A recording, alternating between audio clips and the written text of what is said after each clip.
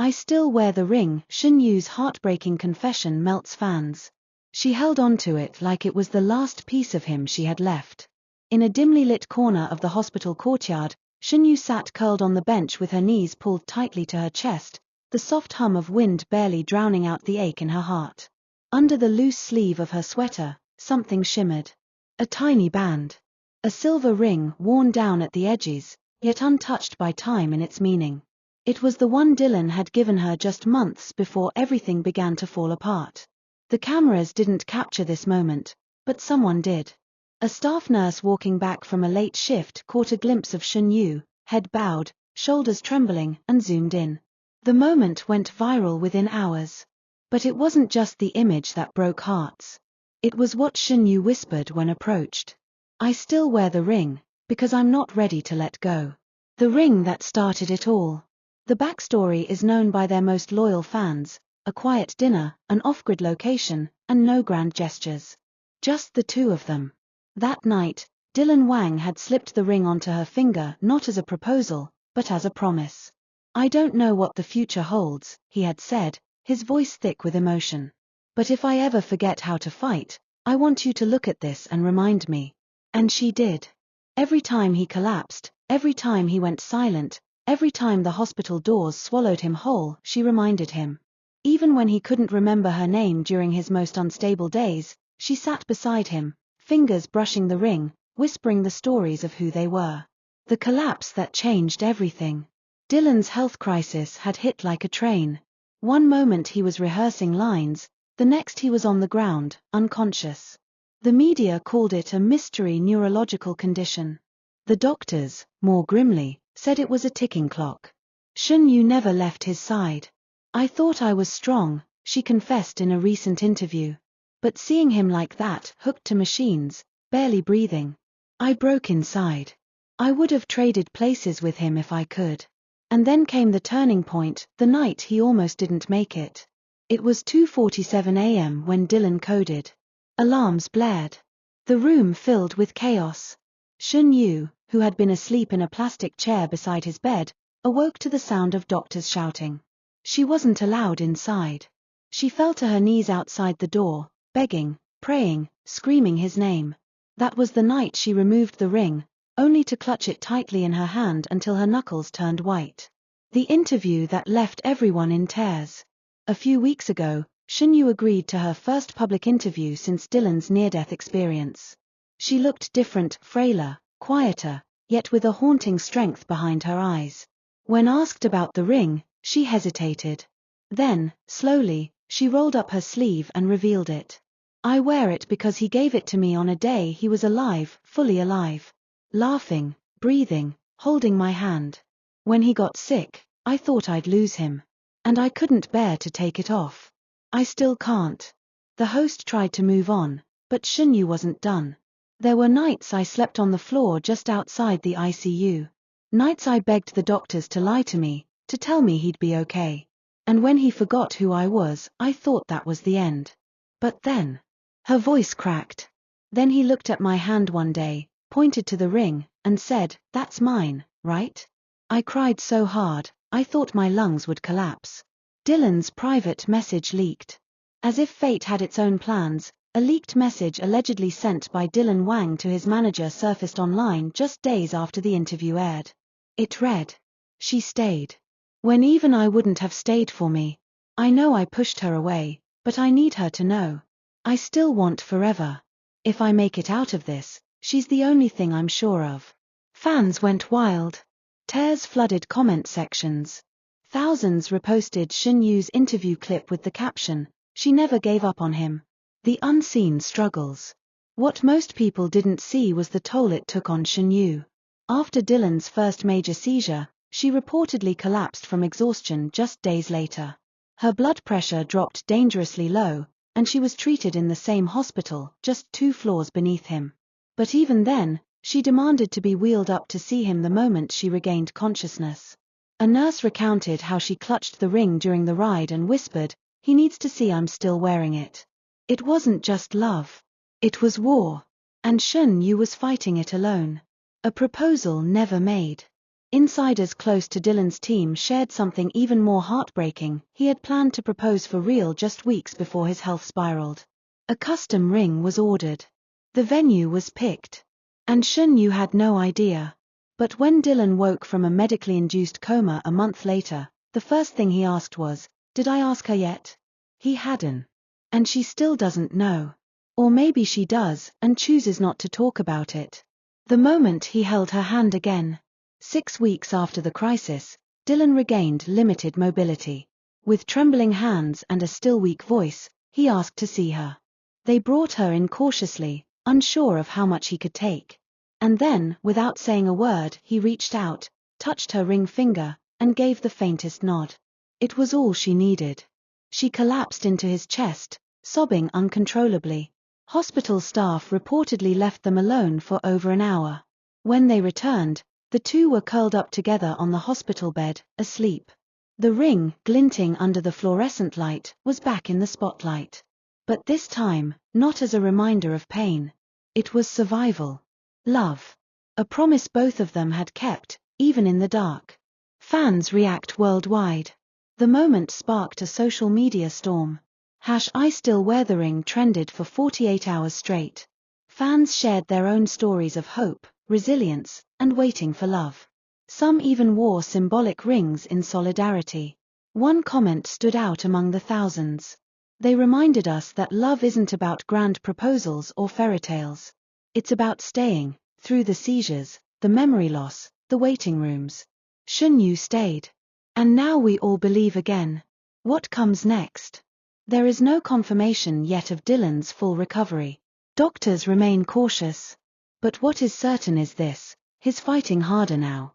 Every rehab session, every step, every test, he's doing it with a new kind of fire. And maybe, just maybe, it's because every time he looks down at Shen Yue's hand, he sees a ring. A memory.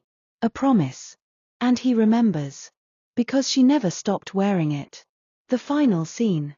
Days ago, an anonymous hospital visitor claimed to have seen the couple sitting under the large oak tree in the hospital garden.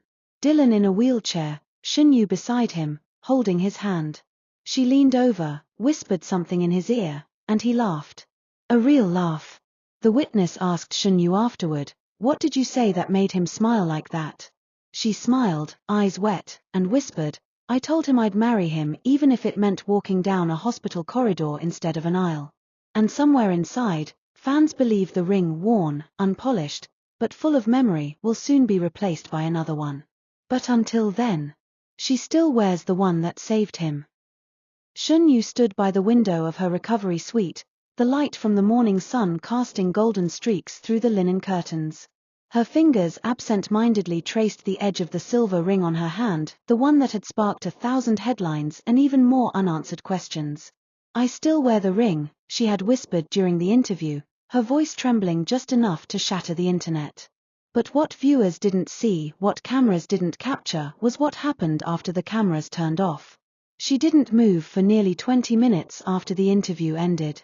No one dared to speak. Her manager stood by the doorway, frozen in place, watching Shen Yue crumble in silent heartbreak. The room was heavy, not just with the weight of her confession, but with the unspoken fear that Dylan Wang might not come back to her whole. Because he wasn't just healing from physical scars, he was fighting something deeper. Something he hadn't even told her about at first. That night, Shen Yue visited the hospital chapel. It had become a routine, a sacred place where she allowed herself to break down without apology. The ring caught the glow of the chapel's candlelight, and she clenched her hand into a fist, holding it close to her chest as if she could press the memory of him deeper into her body. "He doesn't know I heard him crying," she whispered to herself, her voice barely louder than a breath. "That night, when he thought I was asleep, he broke." In a flashback triggered by her own confession, we return to that night. Dylan had stayed beside her bed, pale, barely holding himself together. It was the 4th time the monitors had gone off in the middle of the night. Doctors rushed in, thinking she was relapsing again. But what struck him most wasn't the fear of death, it was how peaceful she looked in her unconscious state. And he couldn't take it. He stepped outside the ICU for the first time in hours, pacing near the vending machine. "Why her?" he whispered, his voice cracking. "Take me." Not her. His fingers clutched the velvet ring box in his pocket. He had planned to give it to her when she opened her eyes. But by then, she had already coded for the first time. They had lost her. For 3 full minutes. Now she was back, yes. But nothing had been the same. In the present, Shen Yue finally left the chapel and walked past the nurse's station. One of them, clearly flustered, tried to hide a tablet screen that showed social media updates about the interview. But Shen Yue saw it and paused. The top comment, if he really loved her, why hasn't he come back yet? She didn't say anything. She just walked back to her room and locked the door. That comment wasn't just a question. It was a knife. Because what no one knew was that Dylan had come back. But only once. And it ended in disaster. Flashback, 2 weeks before the interview. The door creaked open at 2:37 a.m. Shen Yue was barely awake when she saw a familiar silhouette standing in the doorway. Dylan. He looked like a ghost of himself. Thinner. Pale. Tired. There were dark circles under his eyes, and when he stepped into the moonlight pouring in from the window, she could see his hand trembling. "Why are you here?" she asked, her voice small. "I needed to see you," he replied. "I've missed you every single minute." She didn't hesitate. She sat up, reached for his hand, and for a few seconds, it felt like everything was okay again. But then he pulled back. "I shouldn't be here." "Why?" Her voice was fragile, desperate. He didn't answer. Instead, he pulled the ring from his chain around his neck, his matching band, and placed it on the table next to her. "I'll always love you. But I'm not healthy. And you deserve someone who can promise tomorrow." Then he left. She didn't chase him. Not because she didn't want to, but because her legs still hadn't fully recovered. She could only cry into her sheets, clenching the ring in her hand until her knuckles went white. In the present, Shen Yue stared at her reflection. Her skin was paler, her body still weak, but there was a fire in her eyes. The world could question Dylan's silence all they wanted, but she knew the truth. He wasn't running from her. He was running from the version of himself he hated, the sick man who couldn't promise her forever. And still, she wore the ring. Every single day. A few hours later, her assistant rushed in. "You need to see this." A video had gone viral on a fan page. Footage from a CCTV camera outside the hospital showed Dylan, wearing a hoodie and face mask, standing outside the chapel, 3 nights ago. He hadn't come in. But he had been there. Watching. Shaking. Crying. Shen Yue replayed the clip 10 times. Her hand covered her mouth. "He still comes," she whispered, tears streaming silently down her face. "He's still here." Later that night, she sat with a pen in hand, writing him a letter she'd never send. "Dylan. They think you left me. But I know the truth. You were the one who begged the doctors not to give up. You were the one who held my hand when I was unconscious. You were the one who gave me the ring even before I could say yes. And now I wear it, every day, not because you asked me to, but because I still believe in you. I don't need perfection. I just need you. Come back." As the hospital lights dimmed and quiet settled over the ward, Shen Yue curled up with her hand resting near her heart. The ring catching the moonlight like a promise still waiting to be fulfilled. She had survived the worst. And somewhere, Dylan was fighting his own war. But love, real love, doesn't disappear. It lingers.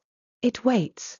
And maybe, just maybe, it finds its way back when you least expect it.